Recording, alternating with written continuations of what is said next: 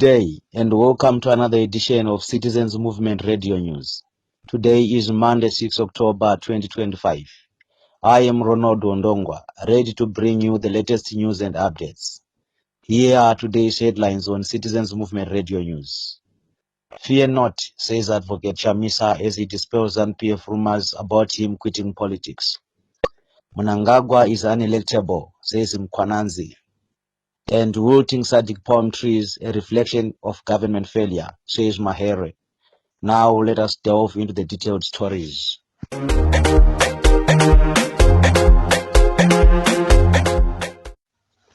The Citizens President, Advocate Nelson Chamisa, has dispelled malicious rumors suggesting that he has quit politics to pursue studies for a PhD degree in USA. In a statement posted yesterday, Advocate Chamisa reassured his supporters that he remains focused on the struggle for change despite challenges.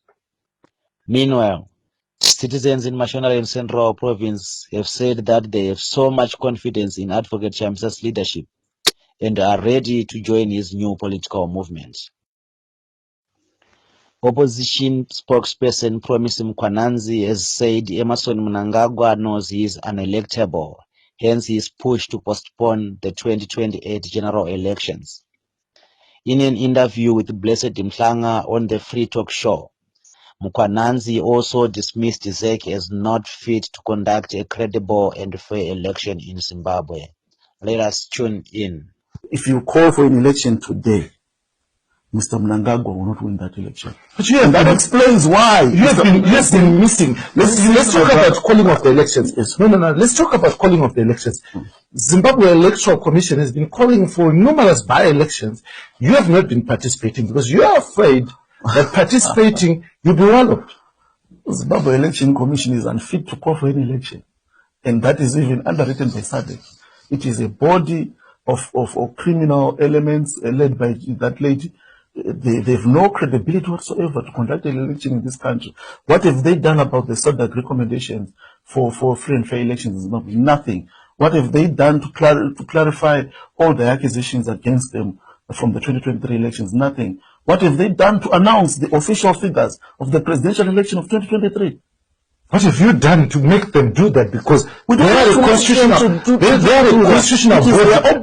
They are not supposed to be made to do it. They are supposed to do it. And when they fail to do it, they become unfit to remain there. And you're sitting there. And now they are not in a position, they don't have the authority now. They've squandered their own legitimacy and authority to call for any election in this country. As long as they are in the composition that they are, they cannot call for election in this country. And people think that it is an election.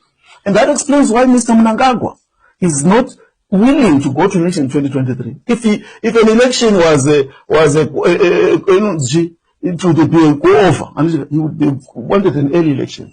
But he knows that he cannot win an election. He's never won an election in this country. And he has continued to rule this country illegitimately since 2017. In 2017, he came to power without elections. In 2018, he came to power through a flawed and rigged elections. Same applies to 2023. And now he wants to cancel elections altogether because he knows that he cannot win an election in this country. So it's not about an election. It's just about Mr. Mnangagwa's unwillingness to follow the laws of our country, to follow the channels to attain power. But President Emmerson Mnangagwa has insisted that he's a constitutionalist, and in fact he says that he has no interest to extend his term in office. He's lying. If that was the case, he would have stopped all his lieutenants who are going around the country saying that Mr. Mnangagwa must call. He's now unable and unfit to be trusted to be the protector of the Constitution and the sanctity of the Constitution of this country. It's not about the words that he says, it's about the actions that we can say whether he's telling the truth or not. And so far, his actions show that the statements that he's making, there is not being honest. But those who have been given cars are not necessarily poor that they can't afford their own cars. So why are they taking it? Even makes the situation worse. If they can afford their own cars, why are they taking free cars? In a country where people are suffering. Why don't they say, no, I have my Honda Fit, I'll use it. Can you please use that money to fix Siparenya at the hospital? This is private money coming from private. That is not private money. That is not private money. Do you have evidence? That is not private money, my friend. Why are those people saying, well, thank you, Mr. Mnangagwa, when they are getting the cars from Chifa? Why are they thanking Mr. Mnangagwa? They're not foolish. They know where the money is coming from. And that is what we are saying. It's wrong. It must be stopped. Everyone who goes there is given a car by Shiva. He thanks Mnangagwa. And we say the money belongs to Shiva. It's not belonging to Shiva. Even if it was Shiva, if it was his money, I would have said, my brother, can you put this money in more useful things for this country than giving people cars? What are the cars for? To drive around? To go where? To do what? Is that what is immediate, the immediate need of the citizens of this country? Vehicles. The former MP for Mount Pleasant, Honorable Fadzai Mahere, has said rooting palm trees which were planted last year in the build-up to SADC summit in Harare are a reflection of Emmerson Mnangagwa's failed government. Mahere also said the palm trees capture in symbolism the real story of neglect of citizens under Emmerson Mnangagwa's government. Mnangagwa's government reportedly spent thousands of US dollars on the palm trees to beautify the streets of Harare ahead of the summit that installed Mnangagwa as SADC chairman. We spoke to analyst Tony Shaga to give us his views on the matter. Hello, champions, hello, citizens. Tony Shaga here. Well, I do share the same sentiments with Advocate Fadzima Here concerning what she said about the palm trees in Harare that were planted towards the summit. This in itself is a reflection of the deception of the Mnangagwa government, the deception that they have. They are deceivers in everything. They are hypocrites, because they were trying to show a certain picture to the visitors, but the picture is not that's not the reflection of the genuine things that are on the ground. They were just painting a picture of something that is not. It's not wrong to beautify a place when visitors are coming, but it is wrong when a city like Harare, which was once called the Sunshine City, that a city that is totally dilapidated under the watch of the Emmerson Mnangagwa government.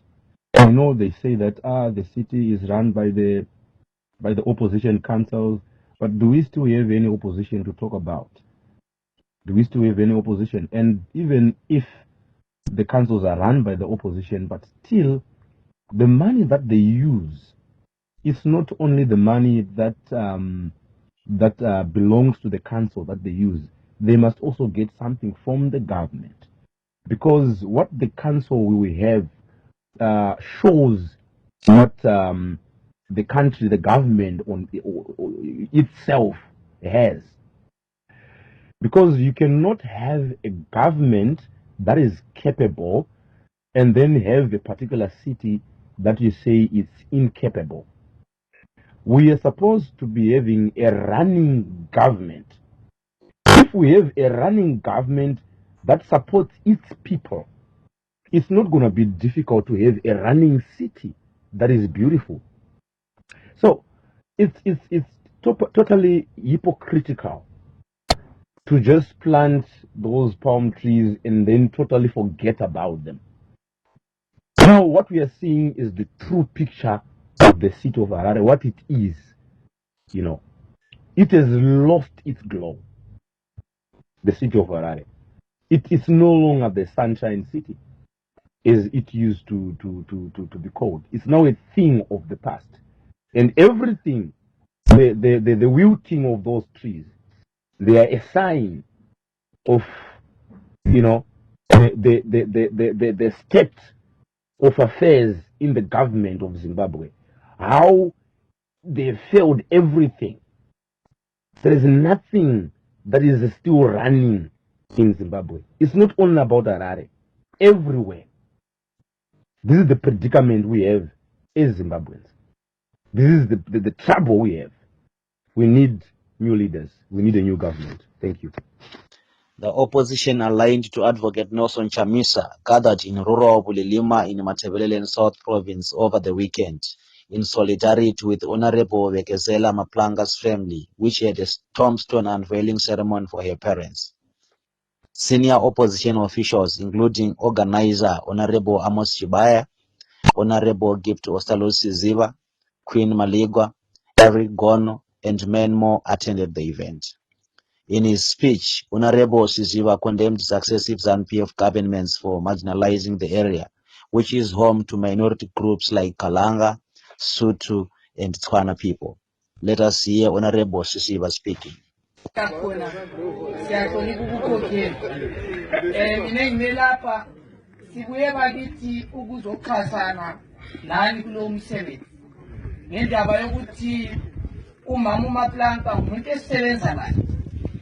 Ama-testimony akhulume lapha thina abantu asebadlula azange sibabone njalo asizange siphile la kodwa laba esiphila labo kade sabayinzalo yalabo abangasekho imisebenzi yabo iyakhuluma through umama uMaplanka ngoba thina umama uMaplanka uyasitshengisa indaba yothando. So that is ukuthi is she a pretender or a genuine love? So namuhla you have confirmed and affirmed what we see. Ukuthi imuli leyi yakhulisa abantu ngothando. Ngenxa yokuthi singayenza konke thina esikwenzayo bakithi kulama-risk amaningi kakhulu. Umsebenzi esiwenzayo somsebenzi olula. Kodwa lo msebenzi okwenza ukuthi sime lapha esikhona lisibona sonke sinje so. Into esibambanisayo aso-church. Ngoba abanye ngabe-SDA, abanye ngabe-FM, abanye ngabe wapusa abanye basapoti Arsenal, abanye basapoti Dimbare, thina singabe Highlanders. Kodwa ukusibambanisayo luthando lelizwe.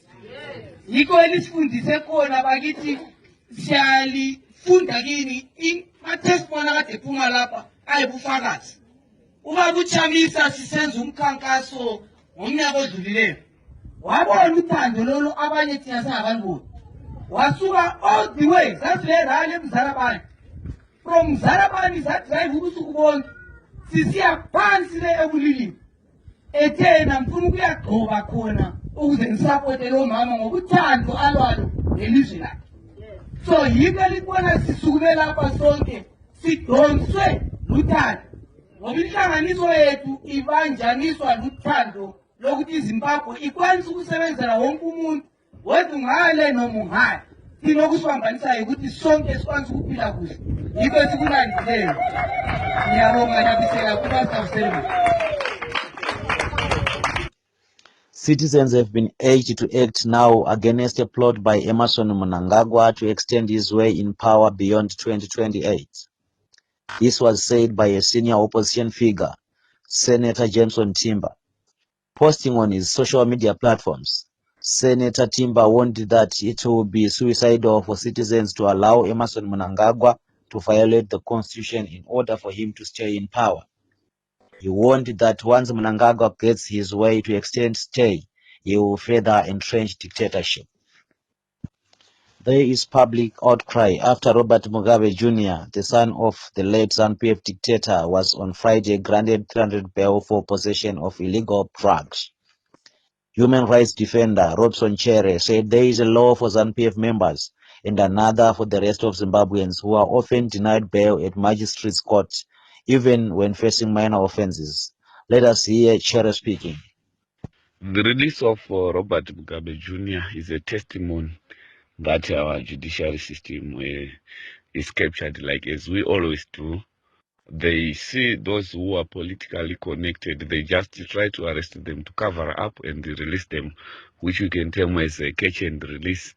We can see that most of the activists who are arrested mainly on baseless charges, they are denied bail at the magistrate courts only to appeal after appeal at High Court after spending so many years, so many time in prison.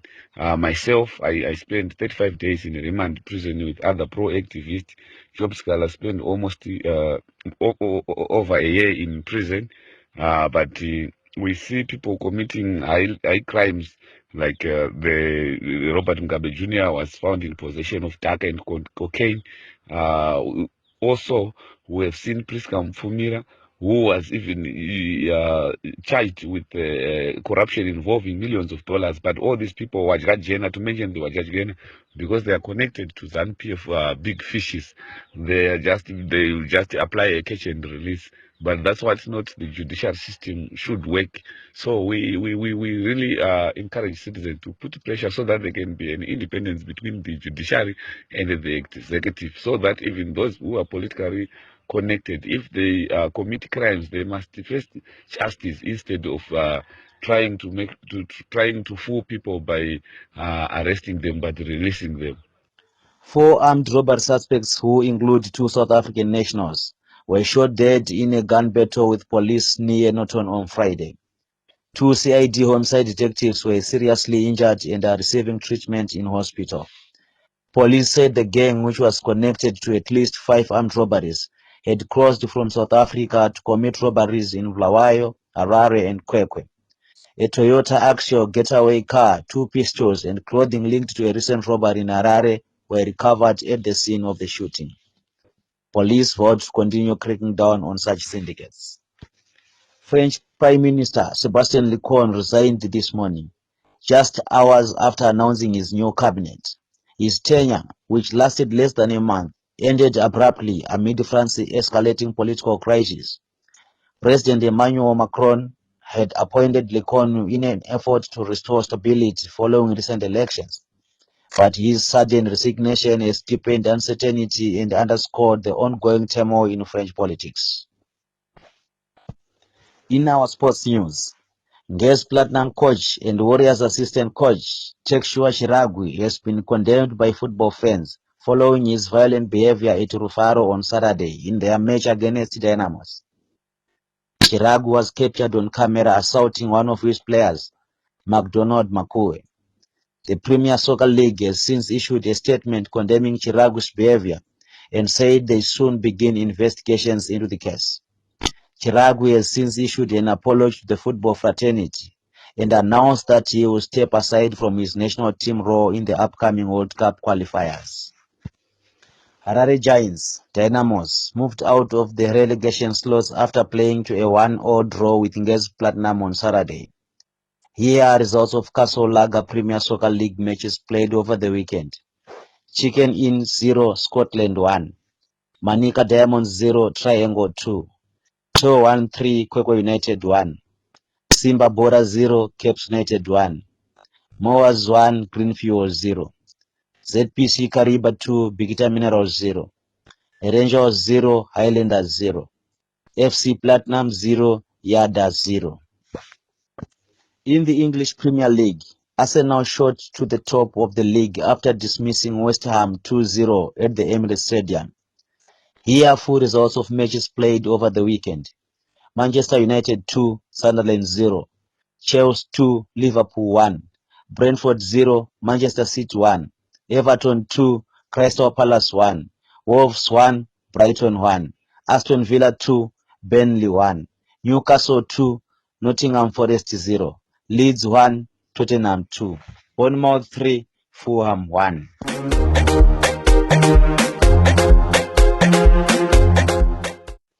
To conclude our Citizens Movement radio news, here are the headlines once more. Fear not, says Advocate Chamisa as he dispels ZANU-PF rumors about him quitting politics. Mnangagwa is unelectable, says Mkwananzi. And wilting Sadiq palm trees, a reflection of government failure, says Mahere.